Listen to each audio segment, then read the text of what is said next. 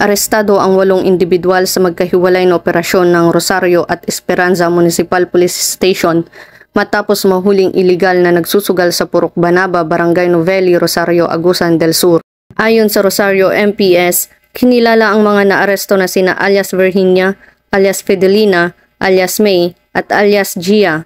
Kabilang ang isa pang nakatakas na si alias Talino na pawang mga residente ng Purok Banaba, Rosario, Agusan del Sur. Ayon naman sa Esperanza MPS, kinilala ang 3 na aresto na si alias Juan, alias Antonio at si alias Milda na pawang mga residente ng Purok 5, Sibulan, Esperanza, Agusan del Sur. Sa operasyon, nakumpiska ang mga playing cards na ginamit sa panlaro, mga bet money na nagkakahalaga ng 510 piso at 570 piso sa iba't ibang denominasyon. Nasa kustudiya na ng Rosario at Esperanza MPS ang mga inaresto at mga nakumpiskang bagay para sa tamang disposisyon. Patuloy ang Caraga PNP sa pagpigil sa pagtangkilik sa iligal na sugal na maaaring sumira sa komunidad upang makamit ang mapayapa, dekalidad at ligtas na bagong Pilipinas.